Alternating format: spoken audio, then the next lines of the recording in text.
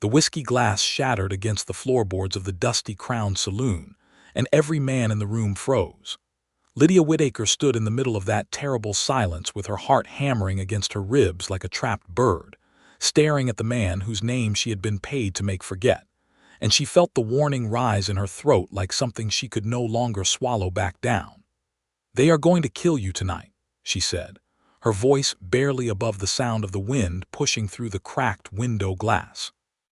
"The moment you sign that land deed, they are going to put a bullet in your back and ride out with everything you own." Abraham Donovan looked at her the way a man looks at something he cannot quite make sense of. His dark eyes swept across her face, the powder on her cheeks, the dress that was cut to distract rather than to comfort, and she saw the exact moment understanding moved through him like a cold current under warm river water. He did not speak. He did not reach for the Colt on his hip. He simply looked at her with the kind of stillness that comes from a man who has spent too many years in places where a single wrong move ends everything, and he said, very quietly, "Who sent you?"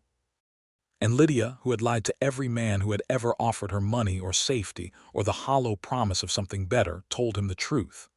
"Harlan Voss," she said. "He sent me to keep you here, keep you drinking, keep you looking at me instead of watching the door. His men are positioned in the alley behind the livery stable, and 2 more are sitting on your room at the Calhoun Hotel. The deed is a forgery, and the lawyer he brought is not a lawyer. He is a hired killer named Drummond Cole." The silence between them stretched like the distance between the earth and the moon, vast and airless and impossible to cross with anything ordinary. And then Abraham Donovan did something she did not expect at all.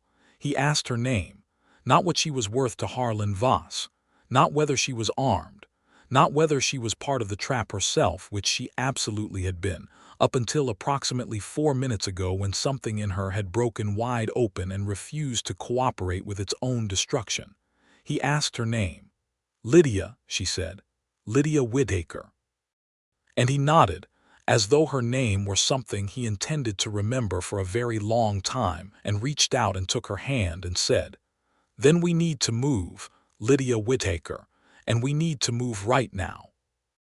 This is where the story truly begins, though it cannot be fully understood without knowing how 2 people who had every reason to distrust the world ever ended up standing across from each other in a broken-down saloon in Redemption Creek, New Mexico Territory, in the summer of 1882.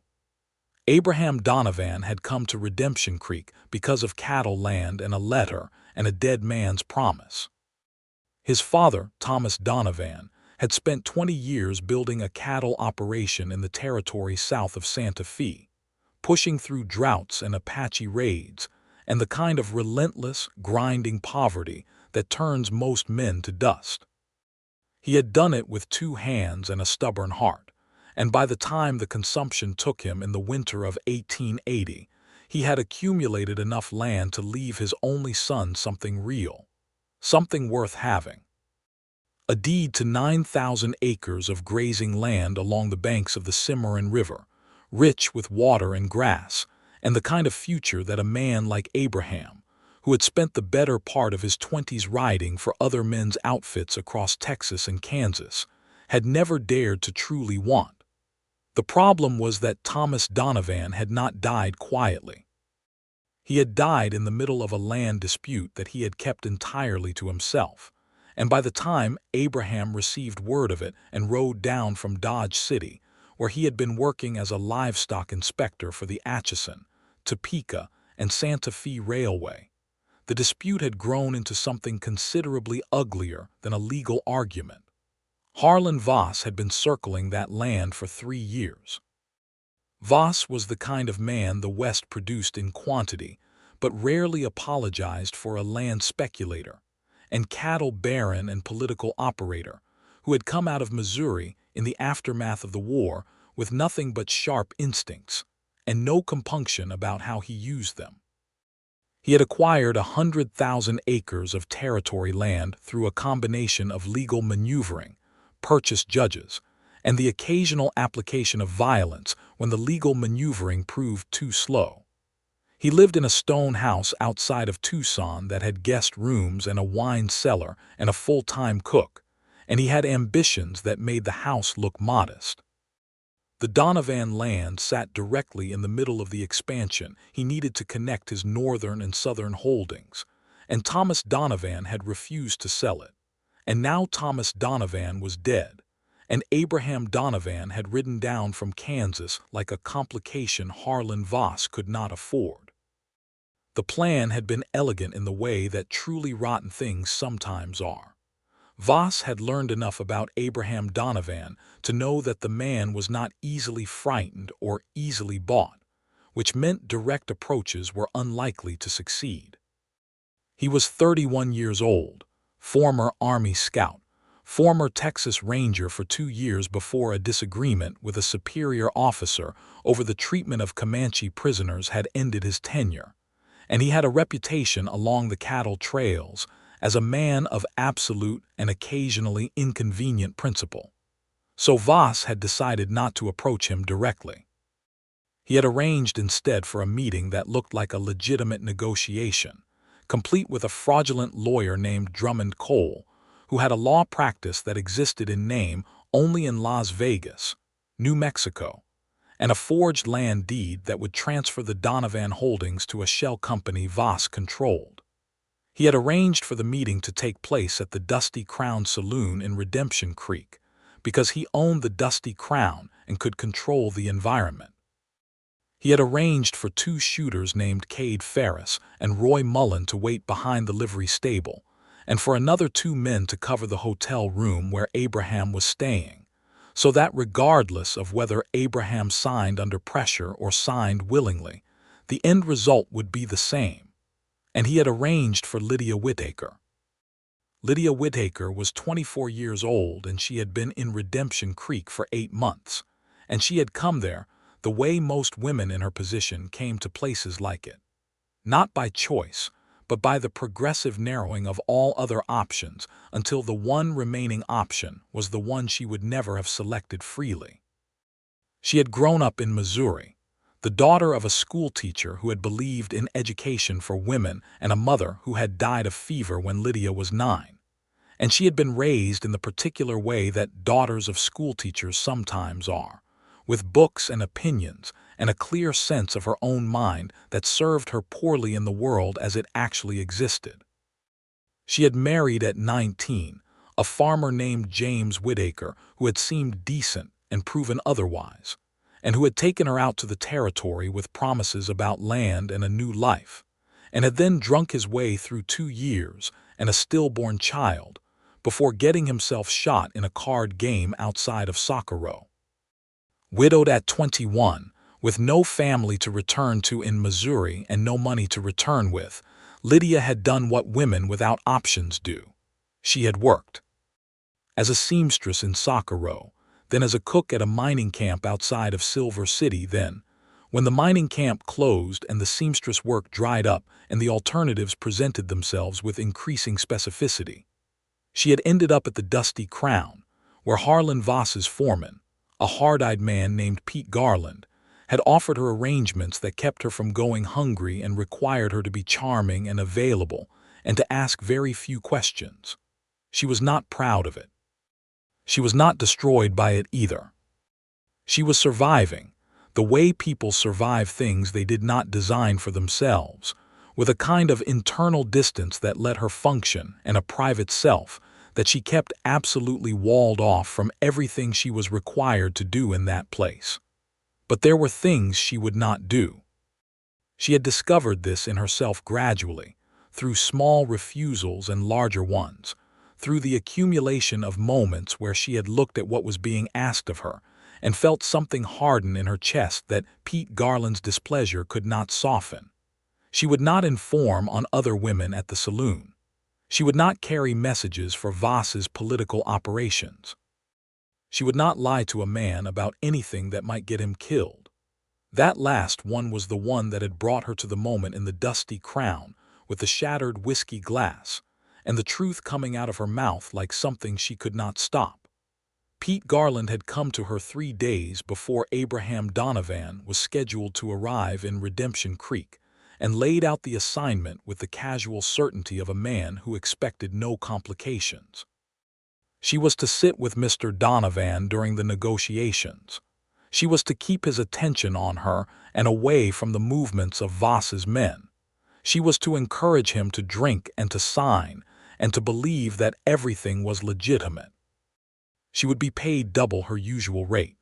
Lydia had nodded and said yes, because saying no to Pete Garland in the Dusty Crown had physical consequences, and she had spent the 3 days until Abraham Donovan arrived thinking about how to thread the needle between survival and the thing that lived in her that would not let her watch a man walk into an ambush she had helped set. She had told herself she would find a way to warn him subtly. A word, a look.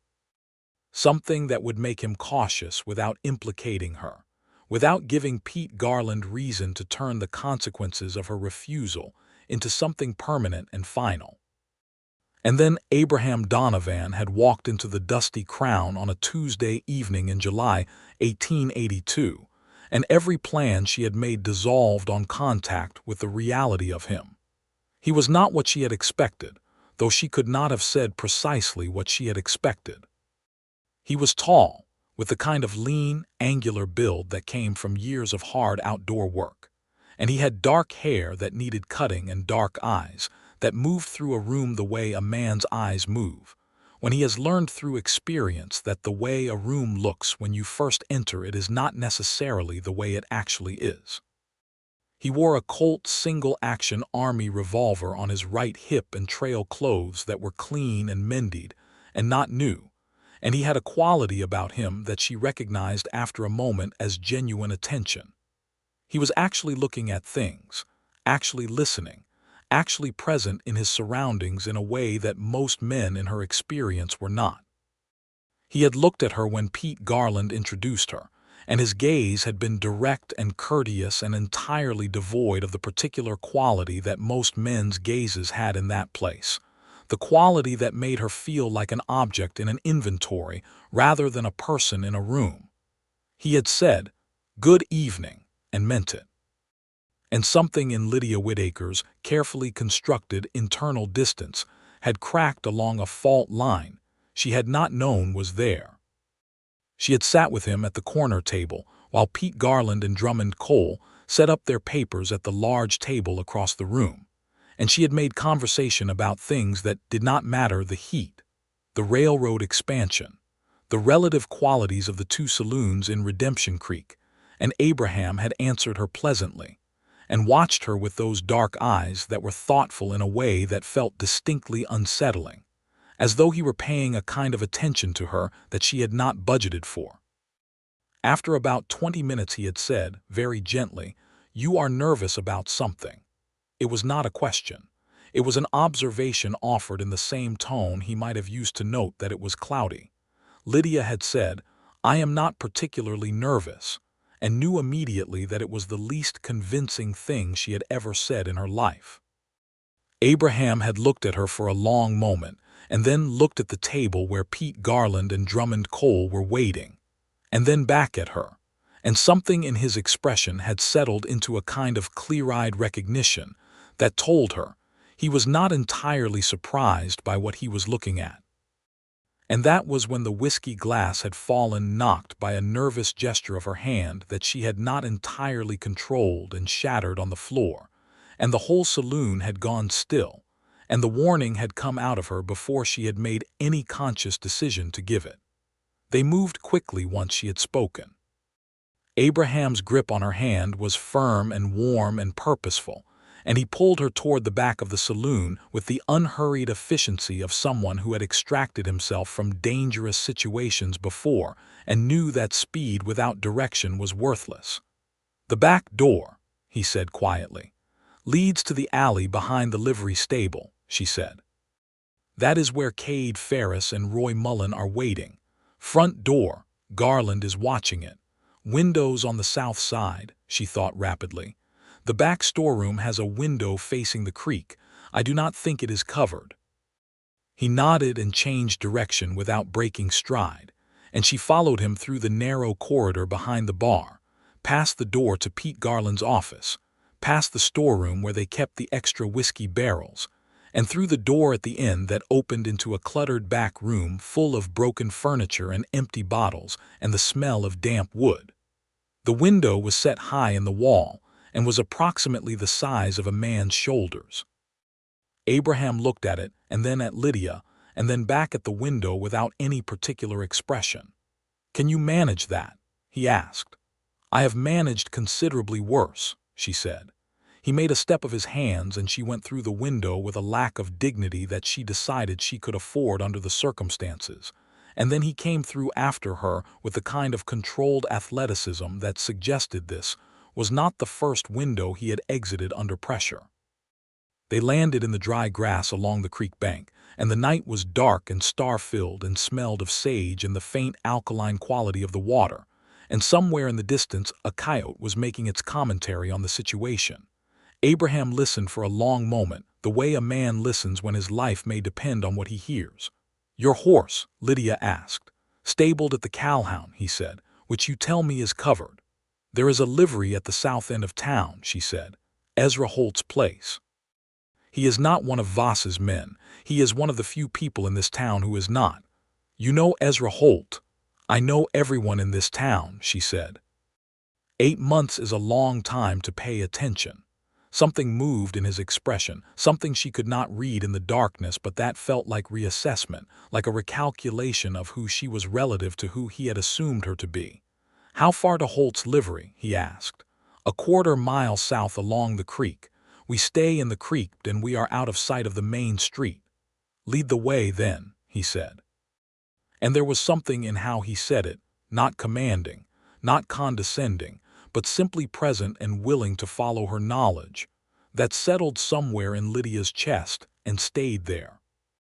They moved along the creek in the thick night quiet, and Lydia lifted her skirts above the shallow water and did not complain about the cold, and Abraham moved beside her with a silence that was professional and thorough, and neither of them spoke until they were out of range of the lights of the dusty Crown. Then he said, "Why did you warn me?" She had expected the question.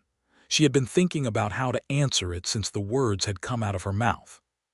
She considered the various versions of the truth that she could offer, the partial ones, the palatable ones, the ones that would make her look like less of what she had been when she walked into that saloon tonight. She discarded all of them. "Because I could not watch you walk into it," she said, "and because I have been watching Harlan Voss take things from people in this territory for 8 months and I am tired of being part of the machinery of it." Abraham was quiet for a moment. The water moved around their feet. A nighthawk called once and fell silent. "You knew about the plan in detail," he said. It was not an accusation, but it was a question. "Pete Garland told me 3 days ago," she said. "He told me you would sign the deed, and then Cade Ferris would put a bullet in you in the alley, and it would be reported as a robbery. Your land would transfer to Voss's company through the forged deed before any legal challenge could be mounted. Drummond Cole has done this before. There is a rancher in the Estancia Valley who died the same way 2 years ago." "Robert Callahan," Abraham said quietly. Lydia looked at him. "You knew about Callahan." "I knew he was dead and I knew the circumstances were questionable. I did not know Voss's involvement until just now." He paused. "I rode into that meeting knowing Voss was dangerous, but I did not know the specifics of the trap. I thought I was walking into a negotiation, not an execution." "You were both," she said. "The negotiation was the mechanism. The execution was the plan." They reached Ezra Holt's livery without incident, a low adobe structure at the edge of town with a corral beside it, and a lamp burning in the small window of the attached living quarters. Abraham knocked, and after a moment the door opened on a short, weathered man of about 50 with a gray beard and the cautious eyes of someone who had lived long enough in Redemption Creek to have learned caution well. Holt looked at Abraham. He looked at Lydia. His expression shifted through several things and settled on something that was not quite surprise. "Miss Whitaker," he said, "I have been half expecting something like this." "I need 2 horses," Abraham said. "Good ones I can pay." "You can pay me in the morning," Holt said. When you come back to deal with what needs dealing with, because somebody has got to, eventually. He looked at Lydia again with an expression that held something like respect mixed with something like worry. Are you going with him? Lydia realized she had not thought this far ahead. She had been so focused on the warning, on the immediate act of it, that she had not thought past it to the question of what came next for her in a town where Harlan Voss's reach extended to every establishment and every official. She is, Abraham said, before she could answer. She looked at him. He was looking at Ezra Holt, and his profile in the lamplight was calm and certain, and Lydia felt that fault line in her internal distance crack a little wider.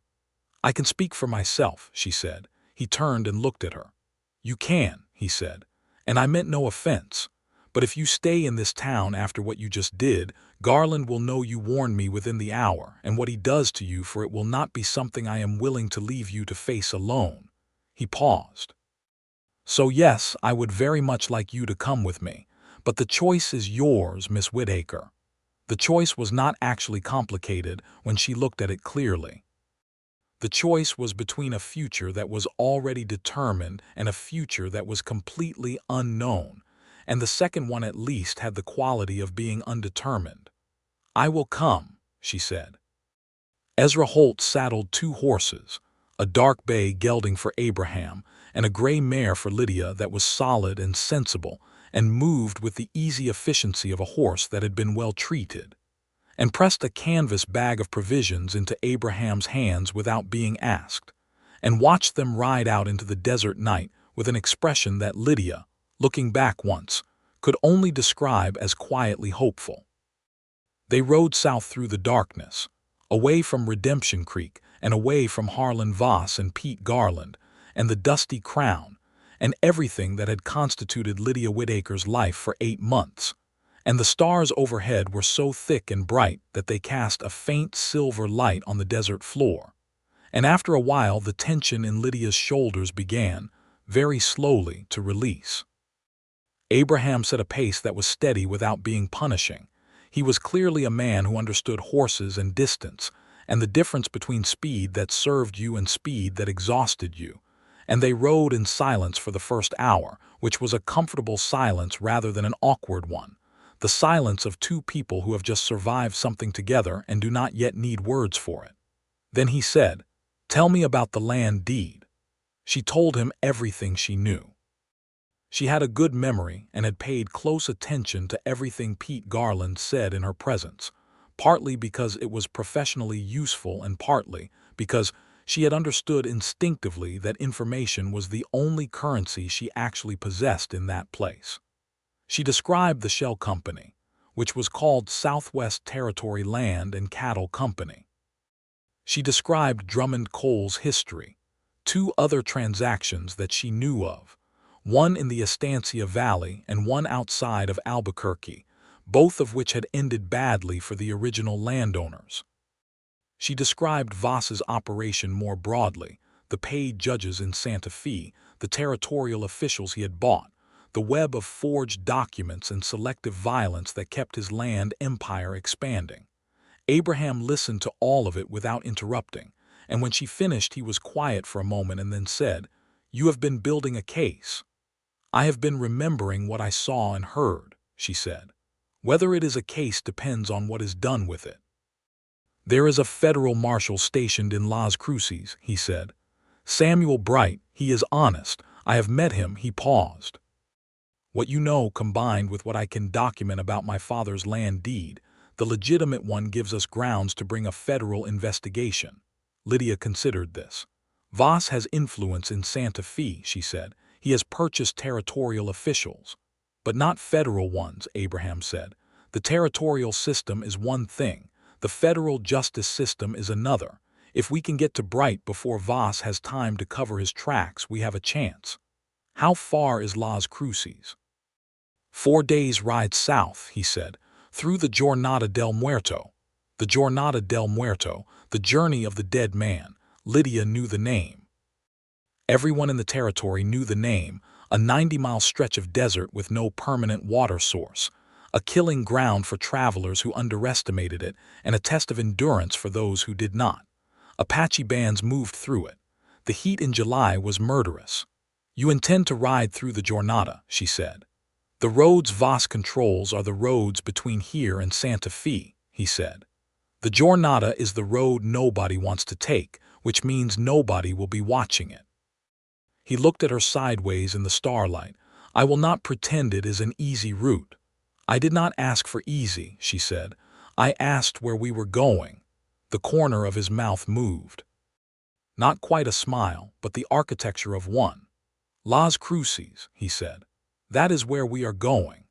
They made camp before dawn in a shallow arroyo sheltered by creosote bushes and a single ancient cottonwood, and Abraham built a fire small enough to be nearly invisible from any distance, and heated the provisions. Ezra Holt had packed dried beans and hardtack, and a tin of preserved peaches that tasted, in Lydia's current state, like the finest thing she had ever eaten. She had changed in the darkness from the dress she had worn at the saloon into the spare clothes that Holt had apparently anticipated she would need, a practical riding skirt, and a cotton blouse and boots that fit well enough. And she sat by the small fire, and felt the strange, vertiginous sensation of being entirely outside the life she had been living for 8 months, with no return possible and no clear destination yet reached. Abraham sat across the fire from her and drank coffee from a tin cup and watched the flames with the focused inwardness of a man sorting through complicated information. "The deed Drummond Cole had tonight," Lydia said. "When Garland reports to Voss that you did not sign, what does he do next?" "He reports the attempt failed," Abraham said. "Voss has to decide whether to escalate or wait for another opportunity. My guess is he escalates because waiting costs him time, and the Federal Land Office in Santa Fe has a review scheduled for the Donovan property in September. If he does not have legal control of the land before that review, the window gets significantly harder. So he will send men after you." "Probably," Abraham agreed without particular alarm, "which is why speed matters." Lydia looked at him across the fire. In the warm light, his face was tired but alert, and there were lines around his eyes that belonged to someone who had been carrying a serious weight for a significant amount of time. She found herself thinking about his father, about Thomas Donovan building something over 20 years, about the consumption taking him, about the letter that had called Abraham south from Kansas. "Your father," she said. "Did he know what Voss was planning?" Abraham was quiet for a moment. "He knew Voss wanted the land. He did not know the specifics of what Voss intended to do to get it. If he had known, he would have gotten word to me sooner." He paused. "He was a private man. He handled his own problems until the point where they could not be handled alone, and by that point he was already sick." "I am sorry," Lydia said, and meant it. Abraham looked at her. "How did you end up in Redemption Creek?" he asked. "If you are willing to say." She had not intended to tell him. She had a policy internally of not offering her history to people who had not earned it. But sitting across a small fire in an arroyo in the desert, with the night wide and quiet around them and the shared weight of the last several hours between them, the policy seemed less relevant than it usually did. She told him. All of it: Missouri, her father, James Whitaker, Socorro, Silver City, the Dusty Crown. She told it plainly, without the diminishing qualifications she sometimes applied to make it more comfortable for the listener, and she watched his face while she told it for the thing she most feared, which was the quality that men's faces sometimes took on when they heard the shape of her life, a mixture of pity and revised estimation, a recalibration of what she was worth. It was not there. What was there instead was a quality she could only describe as recognition, not of her specific story but of the general shape of it, the shape of a person doing what they had to do with the options available to them while working to keep some essential part of themselves intact. "You did not have to warn me," he said when she was finished. "I want you to understand that I know that. What you did tonight was not a small thing. It was not a heroic thing either," she said. "It was a necessary one. I could not live with myself otherwise." "That is what makes it what it is," he said. "Anyone can do the easy thing. Doing the necessary thing when it costs you is something else." They slept in shifts, Abraham first, while Lydia kept watch, and then she slept while he tended the horses and watched the horizon pale toward dawn. She slept better than she had in months, which she considered later, turning it over in her mind, a fact more revealing than she had intended it to be. They entered the Jornada del Muerto on the third day, coming down from the low hills south of Truth or Consequences, then still called Paloma's Hot Springs by the locals, into the vast white alkaline basin that had been killing unprepared travelers since the Spanish colonial period. The sun in July in the Jornada was not merely hot, but aggressive, a physical force that pressed down on everything with genuine malice, and the ground radiated heat upward from white caliche soil that reflected light in every direction, until the world felt like the inside of a furnace. Abraham had prepared for it with the competence of someone who had crossed similar terrain before. He had resupplied at a small trading post at the edge of the basin extra water in leather-wrapped canteens, salt to replace what they sweated out, food that would not spoil in the heat. He had told Lydia the rules of travel in the Jornada: move at dawn and at dusk and through the night, shelter during the midday heat, protect the horses above yourself, because without the horses everything else becomes irrelevant. Lydia followed the rules without argument.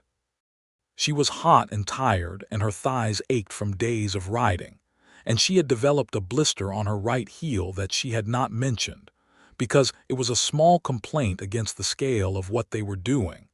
But she kept the pace, and did not complain, and watched the land around her with genuine attention. The Jornada was one of those places that was ugly and beautiful in the same breath, the vast flat basin with mountains rising blue and distant at every compass point, the absolute silence broken only by wind and occasional birdsong, the quality of the light at dusk that turned the white ground pink and gold and briefly, heartbreakingly lovely. She found herself noticing things she had not expected to notice. The way the light moved, the way the silence had texture. On the second afternoon in the Jornada, sheltering from the worst of the heat under a rocky overhang, Abraham told her about his years as a Texas Ranger. He told it the way he seemed to tell most things directly, without embellishment, with an honesty about the complicated parts that she found increasingly rare in a man. He told her about the Comanche prisoners and the superior officer and the disagreement that had ended his tenure, and he told it without making himself the uncomplicated hero of it, which was the version she might have expected. The man in command was not entirely wrong, he said. The situation was complicated, and the territory was violent in ways that simple moral frameworks did not account for. He was not a cruel man. He was a man who had made decisions he could live with about what was acceptable. And I was a man who had made different decisions about what was acceptable. We could not both be right about that at the same time. What happened to the prisoners? Lydia asked. Released, he said, eventually, through channels I had no part in 2 months after I left, which told me that the disagreement had been heard somewhere even if it had not been acknowledged. He looked out at the shimmering white floor of the Jornada. I do not know what happened to them after that. I hope something decent. I think you are a man who spends a good deal of time hoping for decent outcomes for people he will never see again, Lydia said. He looked at her with an expression she was beginning to recognize, a quality of attention that felt different from the attention she was used to, that was interested in her actual thoughts rather than the performance of them. Is that a criticism? He asked. It is an observation, she said, and I mean it as a good one. The corner of his mouth moved into that almost smile again. What about you? He said. What do you hope for?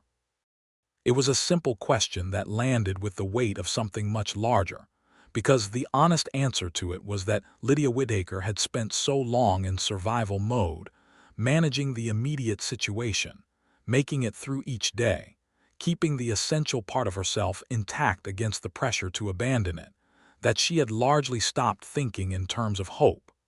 Hope was something you could afford when the present was stable. When the present was what hers had been, hope felt like a luxury with dangerous side effects. Something quiet, she said after a moment, Something honest, work I am not ashamed of. A place where I can be exactly who I am without having to manage what anyone else thinks about it. He was quiet for a moment. That does not sound like very much, he said.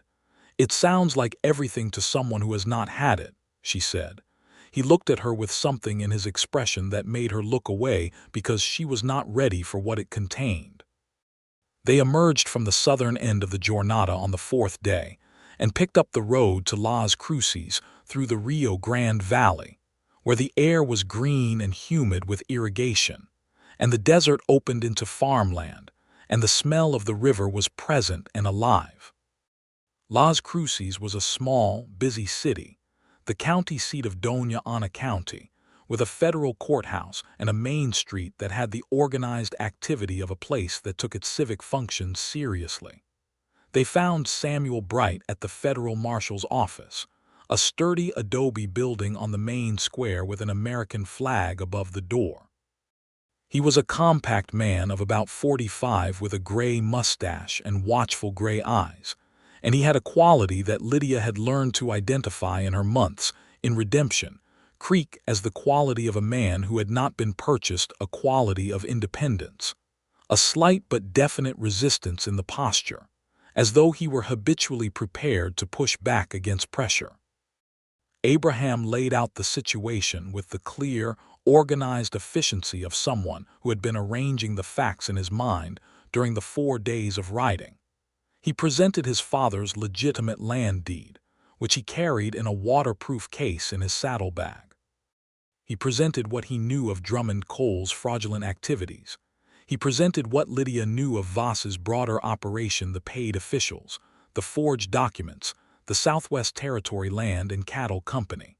Bright listened to all of it without expression and then asked several sharp, specific questions and then was quiet for a long moment, looking at the documents on his desk. "Drummond Cole," he said. "I have had information about Cole for 2 years that was not quite enough to act on." He looked at Lydia. "Miss Whitaker, you were present at the saloon when Cole and Voss's men were assembling the forgery operation." "I was employed at the saloon," Lydia said. "Was present for a great deal, and you are willing to provide a deposition under oath detailing what you observed and heard." "I am," she said, "on the condition that what I provide is used against Voss and Cole and not used to harm me or Mr. Donovan." Bright looked at her steadily. "You have my word on that, Miss Whitaker, for what a federal marshal's word is worth to you." "Right now it is worth considerably more than most things," she said. He almost smiled. "Then let us get started." The next 3 days in Las Cruces were a blur of depositions and document reviews, and the quiet, methodical work of legal process. Not the dramatic confrontation that stories about the Wild West tend to favor, but the kind of sustained, careful effort that actually changes things. Lydia sat across from a federal clerk and told her account with the same directness she had been practicing all her adult life, and she answered every question precisely and did not minimize or exaggerate. And by the end of the 3rd day, she had given Samuel Bright more than enough to issue warrants for Drummond Cole and to open a federal investigation into Harlan Voss and the Southwest Territory Land and Cattle Company. The investigation would take months to fully develop. But the machinery had been set in motion, and once federal machinery is set in motion against a man like Voss, it tends not to stop on its own. Abraham was staying at a boarding house on the edge of town, while all of this was in process, and Lydia was staying in the room across the hall from his, and they ate their meals together at a small restaurant 2 streets over that served good chili stew and fresh tortillas, and had a shaded courtyard in the back where the evening air was cool and the smell of the river was present. On the evening after Lydia finished her deposition, they sat in the courtyard with coffee and the quiet that had been accumulating between them since the creek behind the dusty crown, and it had a quality now that was different from what it had been, warmer, more particular, more specifically about them rather than about their situation. "Drummond Cole was brought in this afternoon," Abraham said. "Bright's deputy found him in Albuquerque. He was apparently not difficult to locate, which suggests he did not know how quickly things were moving. Voss will know by tomorrow, Lydia said. Almost certainly, which means his lawyers will be active by the day after. But the warrants are filed and the federal record exists, and Bright tells me there are 2 territorial officials in Santa Fe who have been under separate federal scrutiny for unrelated matters and who will cooperate in exchange for considerations. He paused. Voss is not untouchable. He has protected himself well, but nobody protects themselves from everything. Lydia was quiet for a moment. The courtyard smelled of wood smoke and blooming flowers, and somewhere in the distance someone was playing a guitar very softly. "What happens to the land?" she asked. "It remains mine," he said simply. "My father's deed is legitimate and recorded. Voss's forgery is documented as a forgery. The federal investigation will freeze any attempt to transfer the deed through any mechanism while it is active." He looked at the courtyard wall with an expression she was learning to read as the one he wore when he was thinking about something real and specific. "I will go back to the Cimarron when this is settled enough to do so safely. Build what my father built and what he intended for me to continue." "The 9,000 acres," she said. "The 9,000 acres," he agreed. "It is good land. Good water, good grass. I have not seen it yet except through my father's descriptions in his letters, but I know it." He paused. "I know it the way you know something that belongs to you even before you have it." Lydia thought about what belonging to something felt like. She had not felt it since Missouri, since her father's small house full of books, since the particular security of a childhood in which the world had been organized around her well-being rather than her utility. "That sounds like something worth having," she said quietly. He looked at her. In the courtyard lantern light, his face was open in a way it had not been when she first saw him in the dusty crown, when it had been a face held in professional reserve. There was a quality to it now that was vulnerable, perhaps. Not weak but honest in a way that required a kind of courage. "Lydia," he said, and then stopped. She waited. "I have been thinking about something since the first night we rode out of Redemption Creek," he said, "and I have been not saying it because I did not want to mistake the circumstances for something they were not. You were in a situation that was imposed on you rather than chosen by you, and we were traveling together out of necessity, and I did not want to be the kind of man who reads a woman's gratitude as something more than what it is." "Say what you are thinking," she said. He looked at her steadily. "I do not think what I feel is a mistake of the circumstances," he said. "I think it would be there regardless of how we met or what we had been through. But I also think you have earned the right to make your own choices about your own life without any additional pressure from the direction of someone you helped out of an ambush, and I am aware that the difference between an offer and a pressure is not always as clear as one intends it to be." The guitar somewhere in the distance played something quiet and unhurried. "You are the most careful man I have ever met," Lydia said. "In the best possible way. I am trying to be honest," he said. "I know," she said. "That is what I mean." She looked at her hands on the table and then at him. "I told you, sitting in the Jornada, what I hoped for. Something quiet, something honest, a place where I could be exactly who I am." She paused. "I did not tell you the rest of it." "What is the rest of it?" "Someone to be exactly who I am with," she said. The silence between them was the kind that comes just before something changes, weighted with everything that has been building toward it, suspended for one perfect moment before it tips. Abraham reached across the table and took her hand, the same way he had in the dusty crown, purposeful and warm, and this time there was no urgent reason for it except the one that mattered. "Then let me be very honest," he said. "I have thought about you since the moment you threw that whiskey glass on the floor and changed the entire direction of both our lives. I have thought about you every hour of the Jornada and every hour in this city. I think about you in a way that I have not thought about anyone in a very long time." He paused. "I am not asking you anything tonight that requires an answer tonight. I am only telling you that what I feel is real and it is not going anywhere. And whatever you decide about your life and your future, I want you to know that." Lydia looked at their joined hands on the table, and the guitar played its soft notes in the distance, and she felt something in her chest open like a window in a room that has been closed too long, letting in air that was cool and clean and full of the smell of possibility. "I know," she said, and tightened her fingers around his.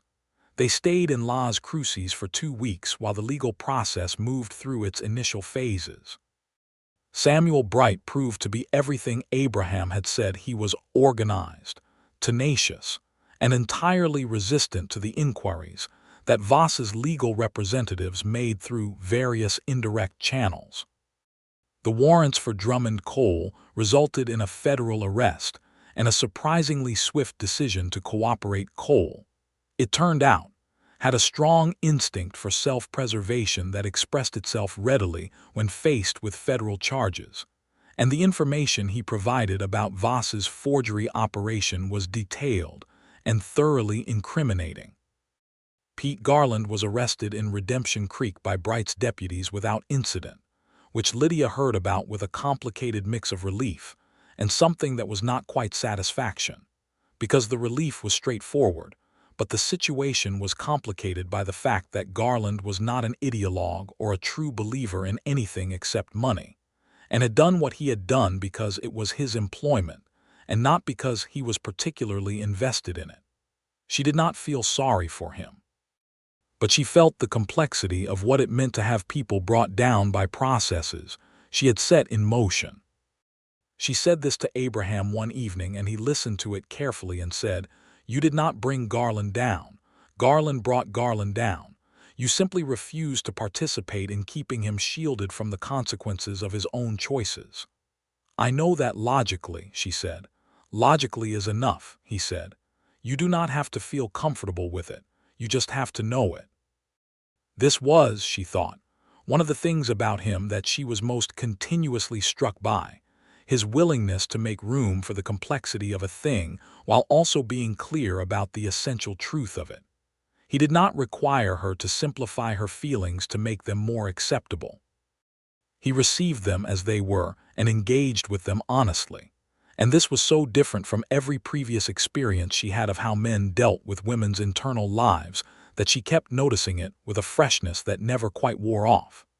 They left Las Cruces on a clear morning in early August, with the legal process active and Samuel Bright's assurance that Abraham's land deed was secure and that he could return to the Cimarron without legal risk. The federal investigation of Harlan Voss would continue for several more months. These things moved at the pace of evidence and process rather than urgency, but the immediate threat to the Donovan land was neutralized, and the immediate threat to their personal safety had been substantially reduced by the arrest of Cole and Garland and Voss's sudden need to manage a federal investigation rather than expand his land holdings. They rode north through the Rio Grande Valley in the relative cool of early morning, and the river ran green and steady to their left, and the cottonwoods along its banks were in full summer leaf, and Lydia felt, for the first time in a very long time, the quality of something beginning rather than something continuing under duress. "Tell me about the land," she said. "Your father's descriptions of it." Abraham's face did the thing it did when he talked about something he genuinely loved. "He described it in his letters as a place where you could see everything," he said. "The plateau above the river has a view in every direction: north toward the mountains in Colorado, east toward the plains, south toward the Sangre de Cristo Range coming down. In the mornings the river valley below is full of mist and the plateau is above it, which he said made it feel like standing in the sky." He paused. He described the grass as knee-deep in good water years and the Cimarron running clear and cold even in July. "Good soil, good country for cattle." "And the house?" Lydia asked. "Adobe. 2 main rooms and a kitchen, with a porch that faces south. He built it himself when he first came out in 1858. He wrote about expanding it as the operation grew, but I do not think he ever got around to it." He looked at her sideways. "I intend to expand it." The look he gave her contained a question that was not quite being asked yet, and Lydia received it without answering it directly, because she was not ready to answer it directly, but she was ready to let him know she had heard it. "That sounds like a project," she said. "It does," he agreed. and left it there, patient in the way she was coming to know as characteristic of him, willing to let things move at the pace they needed to move rather than pushing them toward conclusions he wanted. They stopped at a small ranch outside of Albuquerque where Abraham knew the family, a Spanish-Mexican family named Sandoval who ran sheep and a small market garden, and who welcomed travelers with the particular warm hospitality that characterized the ranching families of the Rio Grande Valley.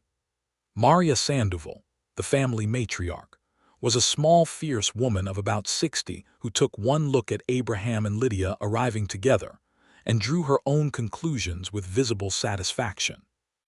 She seated them together at the table, gave them food that was extraordinary red chili and blue corn tortillas, and roasted lamb and squash from the garden, and told Lydia several things about Abraham that he clearly would have preferred remained private, including that he had first come through with his father at the age of 14 on a supply run, and that he had spent the entire visit being mortally shy about everything, and that Thomas Donovan had predicted his son would be exactly the kind of man who needed someone patient enough to wait for him to say what he was thinking. "Your father was a wise man," Maria said to Abraham with complete complacency.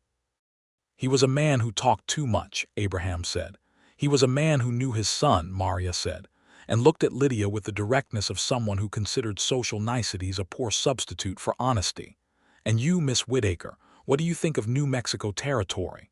"I think it is the most beautiful place I have ever seen," Lydia said honestly, "and the most complicated one." "Both things are true of everything worth knowing," Maria Sandoval said. "My late husband used to say that a place that does not challenge you is a place that does not care about you." She paused. "The Donovan land on the Cimarron is very fine land. I knew Thomas. He was careful with it." "I have not seen it yet," Lydia said. Maria looked at her with those bright dark eyes and said nothing more, but the expression on her face was eloquent. They left the Sandoval ranch the next morning with provisions, and with something Lydia had not expected, a feeling of having been seen and assessed, and found acceptable by someone whose assessment mattered, not because it was required for anything, but because it was genuine, and genuine things had become precious to her in a way she had not fully realized until she encountered them in quantity. The road north from Albuquerque followed the Rio Grande, and then climbed east into the Sangre de Cristo foothills, and the country changed again higher and cooler and pinon-scented, with the sky a shade of blue that was so specific to this altitude, and this latitude that Lydia thought it might be the most precisely located color she had ever seen. They reached the Cimarron River Valley on a morning in late August, riding down from the eastern slopes of the mountains into a broad valley, where the river ran exactly as Thomas Donovan had described it, clear and cold, and bordered by cottonwoods gone golden at the edges with the first hint of fall. The grass on the plateau above the valley was long and thick, and moved in the early morning wind in waves that looked like breathing. The house was there, low and solid against the hillside, adobe walls the color of the earth it sat on, the south-facing porch exactly where Thomas Donovan had written it was. It was smaller than Lydia had imagined, but it was sturdy and had the quality of a thing built to last rather than to impress, and the porch faced a view that took her breath completely.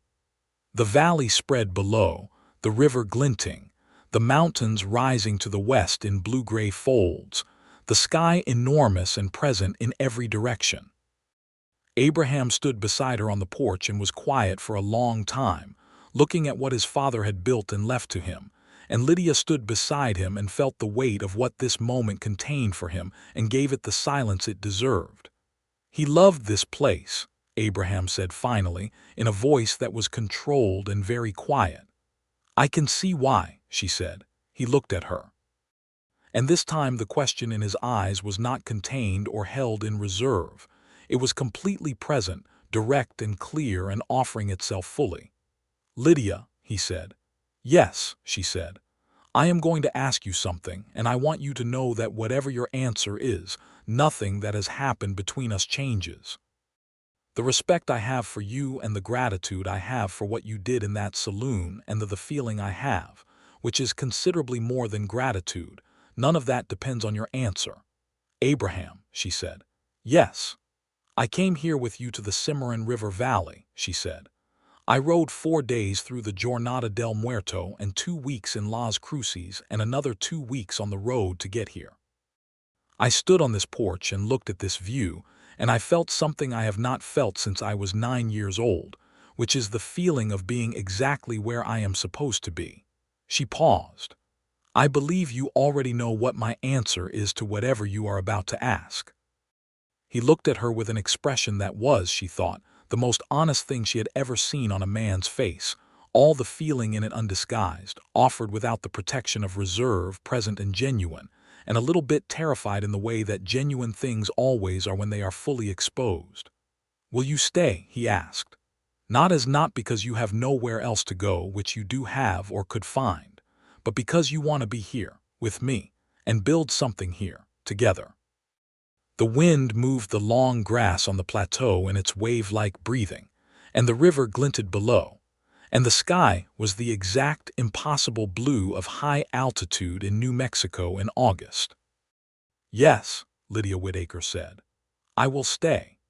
He crossed the space between them on the porch in 2 steps and took her face in both hands the way someone handles something they are very careful with, and kissed her in the morning light with the tenderness of a man who has spent a long time wanting something he was not sure he deserved and who is still, even in the receiving of it, slightly awed by it.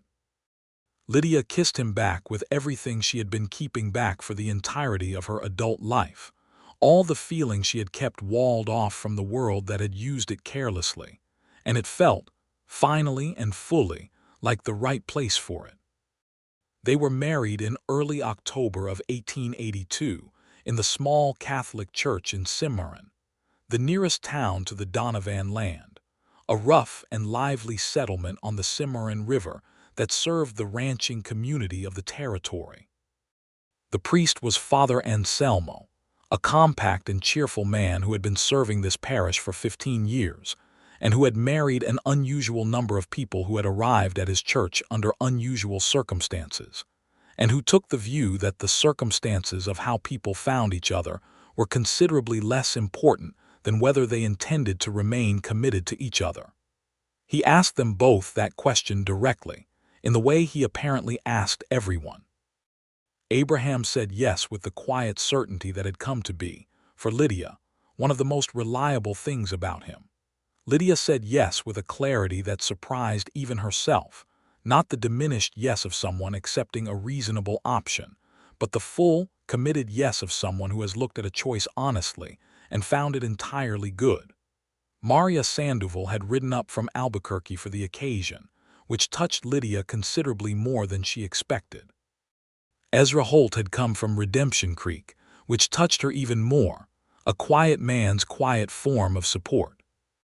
2 of Abraham's former colleagues from the livestock inspection work, men named Jensen and Calder who had ridden up from Kansas, stood at the back of the church with the comfortable awkwardness of men attending an event they did not entirely know the protocol for.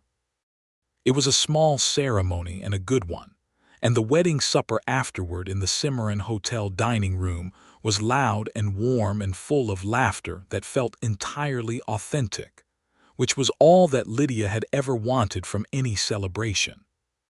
They rode home through the fall dark to the ranch on the Cimarron, and the stars were the same stars that had lit their first escape from Redemption Creek, and the night smelled of sage and the cooling earth, and Abraham put his arm around her as they rode, and she leaned into the warmth of him and thought about the improbability of all of it, a whiskey glass shattering on a saloon floor, a warning offered against every rational interest. A man turning and asking for her name, and felt the exact quality of gratitude that is specifically for the thing that happened instead of the thing that was supposed to happen. Harlan Voss was indicted by a federal grand jury in Santa Fe in November 1882. The indictment covered land fraud, falsification of official documents, and conspiracy in the deaths of 2 ranch owners, Robert Callahan of the Estancia Valley being one of them. The indictment had been built substantially on the testimony of Drummond Cole, who had cooperated exhaustively, and on the deposition that Lydia had given Samuel Bright in Las Cruces. Voss hired the best territorial lawyers available, which delayed the trial until the spring of 1883, but the federal process, once set in motion, did not accommodate his various strategies for deflection. In April 1883, Harlan Voss was convicted on 4 counts of land fraud and 2 counts of conspiracy, and sentenced to 12 years at the federal prison in Detroit. The Southwest Territory Land and Cattle Company was dissolved, and its assets, many of them acquired through the same fraudulent mechanisms that had been used against the Donovan land, were subjected to a federal review that resulted in the return of several 100,000 acres to legitimate claimants. It was not a perfect resolution. Some of what Voss had taken could not be recovered because the original owners were dead, and the legal chains were too complicated to fully unwind. Pete Garland served 2 years in the territorial prison in Santa Fe and emerged into a world from which his primary employer had been removed, which was its own kind of consequence. The territorial officials who had been purchased were quietly replaced through processes that were more political than legal. But the machinery of accountability had moved, and it had moved substantially, and Lydia found that this was enough, not perfect, but real and sufficient, the kind of justice that the world as it actually exists occasionally produces when the right people refuse to look away from the necessary thing. She told Abraham this one evening in early winter, sitting on the south porch wrapped in a blanket with coffee and the extraordinary view going blue and gold with the last of the afternoon light. "It was enough," she said. "What we did, it was enough." "It was more than enough," he said. "It was the difference between 2 dead people and 2 people sitting on a porch watching the light go." "When you put it that way," she said. He looked at her with the warmth that had become, in these months, as natural and constant as the landscape itself present, reliable, specific to her in a way she felt in every aspect of how he directed it. "Are you happy?" he asked, not rhetorically. He asked it the way he asked most things, with genuine curiosity about the actual answer. She thought about it honestly. She thought about the 8 months in the Dusty Crown, and the 9 months before that in Silver City, and the years before that, the progressive narrowing of options, the compromises she had made with her own vision of what her life could be. The survival mode that had become so habitual she had almost forgotten it was a mode and not a permanent state. She thought about the house behind them, which she and Abraham had spent the fall working on together, adding 2 new rooms to the east side, plastering the interior walls, building bookshelves, planting a kitchen garden in the protected corner of the yard, where the soil was deep and moist from the proximity to the creek. She thought about the cattle they had acquired, a small herd for now 25 head of good breeding stock that Abraham had spent weeks selecting with the focused attention he applied to everything. She thought about Abraham himself, his patience and his directness and the quality of his attention and the way he argued with her when they disagreed, which was straightforwardly and without contempt, and the way he laughed, which was not frequent but entirely genuine when it came, and the way he held her at night with the careful, encompassing warmth of someone who understood that being held well is an act of attention rather than just proximity. "Yes," she said, "I am happy. I do not mean content. I mean actually happy, which is something I had largely stopped expecting." "Good," he said simply, and reached over and took her hand in the way he had taken it twice before, once in a saloon to pull her out of danger, once across a table in a courtyard to tell her something real, and held it in the fading light. And the evening settled around them, quiet and particular and entirely their own. The winter of 1882 to 1883 was cold and clear, with heavy snowfall in December that buried the plateau and turned the river valley into a world of white and gray, and the deep green of the pinon pines on the hillsides. The cattle were brought down to the lower pastures and fed from the hay stores Abraham, and the two ranch hands he had hired, brothers named Tomás and Esteban Reyes, who had been working the Cimarron Valley since they were boys, had put up in October. Lydia learned cattle ranching the way she had learned everything, through observation and attention, and the willingness to do the physical work of it without waiting to feel competent. She learned to ride the property lines in the early mornings, noting the condition of the fences and the water sources. She learned to read the cattle's movement patterns for signs of health or distress. She learned from Tomás Reyes, who had a patient and thorough way of teaching that she appreciated, how to treat the common ailments of range cattle with the medicines available in the territory.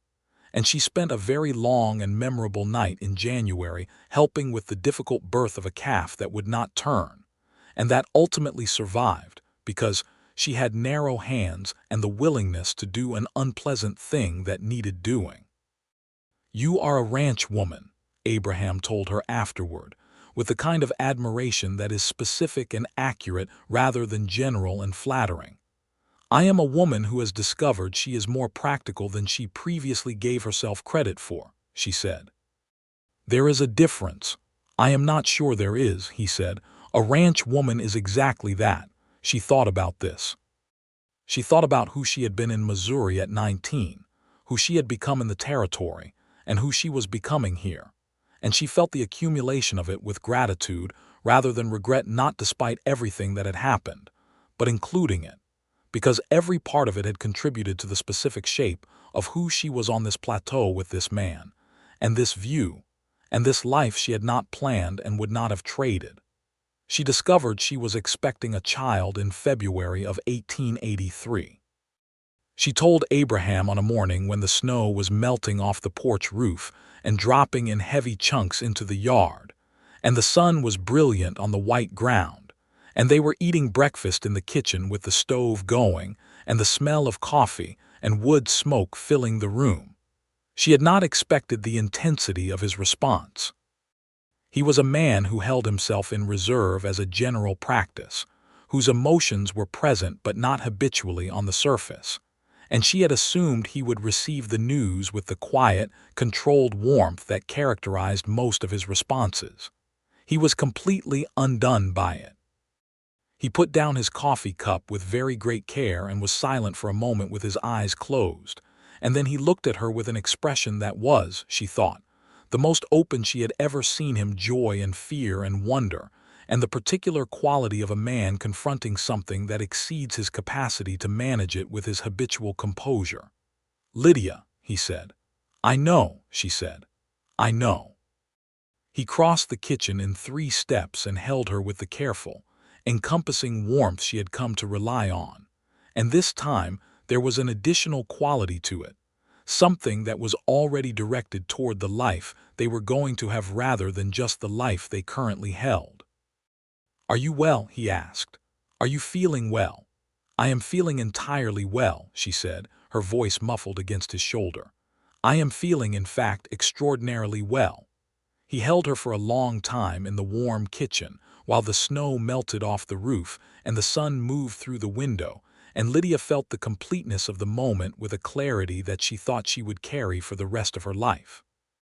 The child was born in October 1883, a boy, which was perhaps fitting given that the Donovan land was a thing that had come through men, but would now be carried forward by whatever this new life would make of it.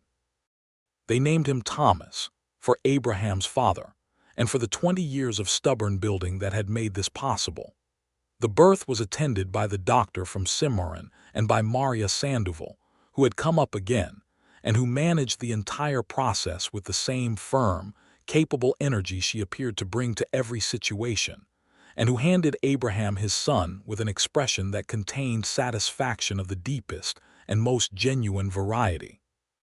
Abraham held Thomas with the focused, attentive care of a man who has applied his entire capacity for attention to the most important thing he has ever been asked to hold, and looked at Lydia with an expression that she would spend the rest of her life trying to adequately describe and ultimately could not, because it was the kind of thing that exists prior to language.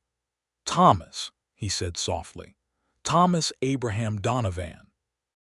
The baby opened his eyes dark, like his father's, already looking at the world with what appeared to be serious interest, and Lydia laughed, a tired and genuine laugh, and thought that this was, without question, the most remarkable outcome of a shattered whiskey glass in the history of the frontier. Life on the Cimarron settled into the rhythms of cattle ranching and seasons, and the particular texture of days that are full and purposeful and genuinely shared.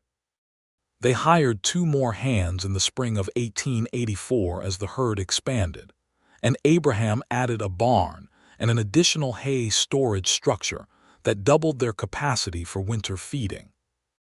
Lydia started a small school in the ranch house for the children of the neighboring homesteaders on Tuesday and Thursday afternoons, which began with 4 students and grew to 9 within the year, and which gave her the specific satisfaction of doing work that mattered in a way that was entirely hers. She wrote letters to Ezra Holt in Redemption Creek, which had changed considerably since the Voss indictment with the departure of Voss's influence. Several of the more corrupt elements of the town's operation had quietly dissolved, and a new sheriff named Martinez had been elected, who had a straightforward and genuine commitment to order that the town had not previously known. Holt wrote back with news of the town and the territory, and his letters had the quality of someone reporting a place in the process of becoming better than it had been, which Lydia read with the mixed feeling of someone who had played a small part in that process. She visited the town once in the spring of 1884 with Abraham and Thomas, now 6 months old and thoroughly portable in the cradleboard that Maria Sandoval had sent from Albuquerque, a beautiful thing of worked leather and carved wood. The town looked different than she remembered, which was partly the actual changes and partly the change in her own position relative to it. She was not the woman in the dusty crown anymore. She was Lydia Donovan of the Cimarron River Ranch, with a husband and a child and a life that was entirely and defiantly her own, and the town's changed quality meant she could walk through it without the careful armor she had always worn there. She stopped in front of the dusty crown, which was now under different management. A middle-aged couple from Colorado who had bought it when Voss's assets were liquidated, and who had renamed it the Riverview Saloon and run it as a respectable establishment with a dining room and a stage for traveling musicians. She stood outside it for a moment and thought about the whiskey glass. Abraham came to stand beside her, holding Thomas in the crook of his arm, and followed her gaze to the saloon front. "Do you want to go in?" he asked. "No," she said. "I just wanted to see it from the outside." How does it look from the outside? She thought about this. She thought about a July evening and a shattered glass and a warning and a man who turned and asked her name. "Smaller than I remembered," she said, "and considerably less frightening." He smiled the full smile, the one that was not common but that when it came was entirely itself, warm and specific and directed entirely at her. "Good," he said.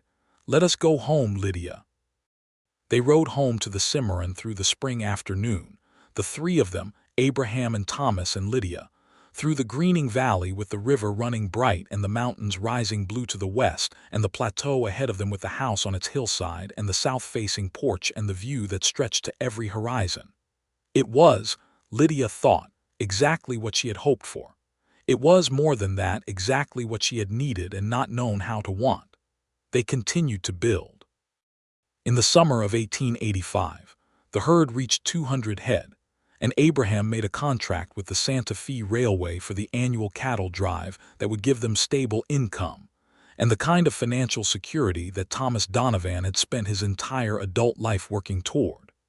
They added a proper barn with a loft and a root cellar that kept through the winter, and a stone-lined spring house that kept the dairy products from the single milk cow Lydia had insisted on cold and good. Lydia's school grew. By 1886, she had 12 students 3 days a week, and had applied to the territory's education board for formal recognition as a frontier school, which came through in the spring of 1887, along with a small annual stipend, and a delivery of textbooks that she received with a joy that she recognized as carrying the specific weight of everything she had not been able to do with her own education for several years. She read voraciously. As she always had, she ordered books from the catalog that arrived quarterly from a bookseller in Kansas City, and the shelves Abraham had built in the main room filled steadily. And on winter evenings they sat by the stove and read. Thomas, increasingly old enough to have his own books and his own opinions about them, which were strong and varied and delivered with his father's directness, and his mother's tendency to argue the point fully once the point had been made. In the late fall of 1887, Lydia discovered she was expecting again.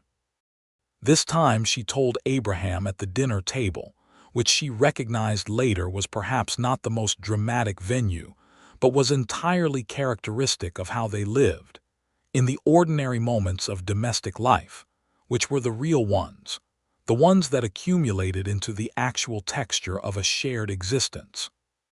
Abraham received the news this time with more composure than the first time, but no less feeling. His eyes went warm and direct, and he reached across the table and covered her hand with his and said, "Thomas is going to be insufferable about it," which made Lydia laugh so hard she nearly knocked her coffee over. Thomas, when told he was to be a sibling, was in fact extremely interested in the development and asked questions about it with the focused scientific curiosity of a 4-year-old who had been raised by two people who took questions seriously. And his primary concern was whether the new arrival would be able to ride yet, which he had recently learned and considered the most important development in the history of human capability. "Not for a while," Abraham told him seriously. "These things take time." "How much time?" Thomas asked. "Several years," Abraham said. Thomas considered this. "That is very slow," he said, with the confidence of someone delivering a final verdict. "Many important things are," Abraham said, and caught Lydia's eye across the table with the look that was entirely theirs. Their daughter was born in June of 1888, on an afternoon when the plateau was green and the river ran high with snowmelt, and the whole world smelled of summer arriving. They named her Clara, for no particular reason except that the name suited her immediately. She was a compact and purposeful baby who appeared, from the beginning, to have decided opinions about most things, which was perhaps inevitable given her parentage. Thomas, whose primary concern had been the writing timeline, examined his sister with the serious assessment of someone given responsibility for a long-term project, and declared her acceptable, and then spent the next several years being simultaneously protective and occasionally exasperated in the manner of older siblings everywhere and in every time. The family that Abraham Donovan had built on 9,000 acres of Cimarron River land was not a simple or uncomplicated one, because simple and uncomplicated people do not tend to build things of lasting substance. It was a family with opinions and arguments and laughter, and the kind of genuine difficulty that comes from two people who both think carefully and care deeply about things that matter to them, navigating a shared life in a territory that was still, in many respects, in the process of becoming what it was going to be. But it was, in all the ways that counted, completely whole. Samuel Bright visited in the fall of 1888, riding up from Las Cruces on his way to a federal marshal's conference in Santa Fe, and sat on the south-facing porch and drank coffee, and told them that Harlan Voss had died in the federal prison in Detroit the previous spring of a heart condition, which had simplified several ongoing legal questions about the Estancia Valley land and several other disputed properties. "The land fraud investigation is formally closed," Bright said. "All the records are sealed in the Federal Archive in Washington. Your testimony, Mrs. Donovan, is part of the official federal record. What you did in that saloon and what you did in my office in Las Cruces afterward is a matter of federal historical record." Lydia thought about this, about the idea that a warning given in a broken-down saloon to a man she had just met was now recorded in the official archives of the United States federal government, preserved in whatever indefinite way official records are preserved. "I hope no one ever has reason to look it up," she said. "I hope the same," Bright said. Which would mean no one else was put in the position of needing the precedent. He looked at the view from the porch, the valley below, the mountains beyond, the specific quality of the October light on the long grass. "You have a very fine place here, Mrs. Donovan. We have worked to make it so," she said. "It shows," he said. He rode on the next morning for Santa Fe, and they watched him go from the porch, Thomas standing between them with his hand in his father's and his chin slightly lifted in the way he had developed that was entirely his own, a combination of his parents' qualities resolved into something that was specifically himself, and Clara sitting on Lydia's hip with one fist in her own hair and her dark eyes moving with alert attention from face to face, missing nothing. "Is he coming back?" Thomas asked. "Probably not," Abraham said, "but that is all right. Some people come into your life for a particular purpose and then move on, and that is the nature of it." Thomas thought about this. "What purpose did he come for?" "To help make sure we could stay here," Abraham said, "on this land." Thomas looked at the land, the valley, and the river and the mountains with the expression of someone seeing it fully for the first time, which was perhaps exactly what was happening. "Good," he said with his father's certainty, "because I am going to stay here." Abraham looked at Lydia over Thomas's head, and his expression was the one she had loved the longest and most completely. The warm, direct, fully present look that was specifically hers, that had been hers since the moment in the Jornada when he had asked her what she hoped for, and listened to her answer with his whole attention. She leaned her head briefly against his shoulder, Clara shifting contentedly on her hip, the fall air cool and clean around them, and felt the settled, specific, entirely non-negotiable quality of being where you belong. This was the life that had come from a warning. From the moment a woman who had been sent to distract chose instead to protect, and a man who might have died in an alley behind a livery stable turned instead and asked her name. There is a particular kind of love that comes from honesty in dangerous circumstances, from the choice to offer truth when deception was the assigned role. It has a quality to it that ordinary courtship does not have: a gravity, a certainty, a mutual knowledge of what the other person is capable of when tested. Lydia and Abraham Donovan knew each other's character before they knew each other's histories, which meant that what they built afterward was built on a foundation that had already been tested. The Donovan Ranch on the Cimarron River ran for another 40 years under their management, growing from the original 25 head of cattle to a herd of 400, from 2 rooms to 6, from a family of 2 to a family of 4, to a family that expanded by marriage and grandchildren into something that occupied multiple buildings and a significant portion of the social life of the Cimarron Valley community. Thomas Abraham Donovan did stay on the land, as he had declared he would at age 4. He grew up with the particular confidence of someone who knows exactly where they come from and what they stand on, literal and otherwise. And he married a woman from a ranching family in Mora Valley, named Elena, who had the same quality of focused intelligence that his mother had always displayed, and who ran the eastern portion of the ranch operation with a thoroughness that consistently impressed everyone who dealt with her.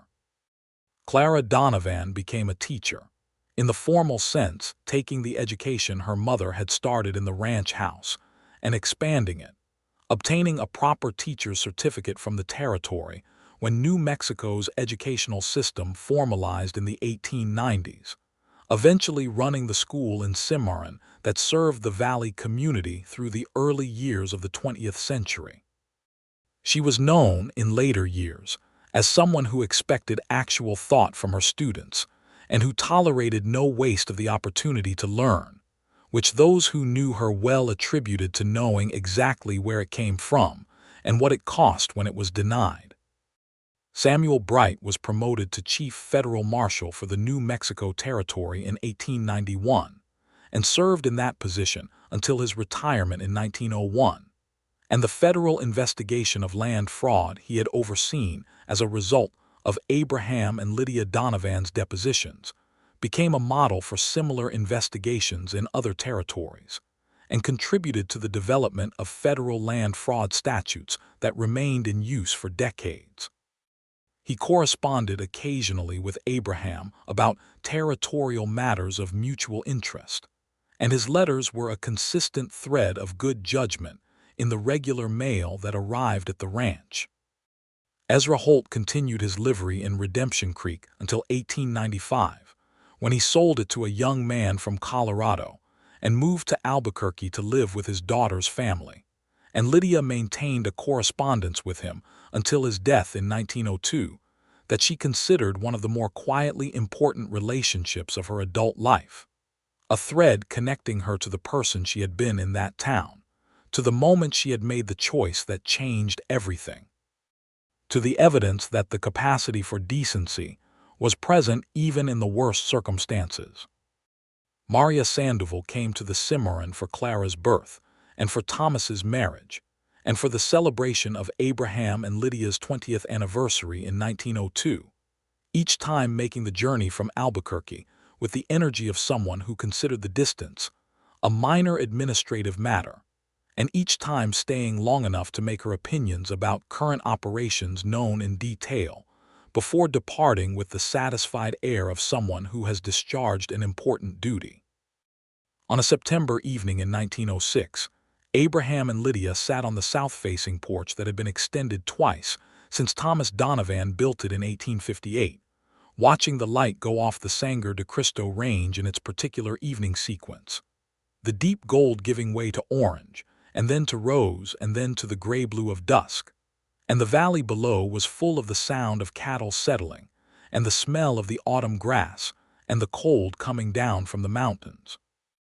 Abraham was 55 and Lydia was 48, and the years were present in them in the way years are present in people who have used them fully, in the lines around their eyes, and the gray in Abraham's dark hair, and the particular quality of ease in how they occupied space together, the ease of people who have been genuinely known by another person for a very long time, and who have found this knowledge to be entirely livable.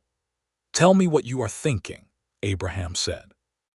It was still the thing he said, after all these years, with the same genuine curiosity that had distinguished him from every other man she had known. Lydia thought about the south-facing porch and the view that stretched to every horizon and the accumulation of all the years and all the seasons and all the ordinary and extraordinary days that had added up to this particular September evening. "I am thinking about a whiskey glass," she said. He was quiet for a moment. Then his mouth moved into the full smile. "I think about that whiskey glass quite often," he said. "It was my nervous hand," she said. "I did not intend to knock it over." "I know," he said, "but it worked out." "It did," she agreed. The light continued its evening sequence on the mountains, and the cattle moved in the valley below, and Thomas and Alina's lights were on in the east wing of the house where their children, Abraham and Lydia's grandchildren, 3 of them now, with a 4th expected in the spring, were making the sounds that children make when they are required to be quiet and cannot quite manage it, which was a sound that Lydia had come to love with a specificity she had never anticipated feeling.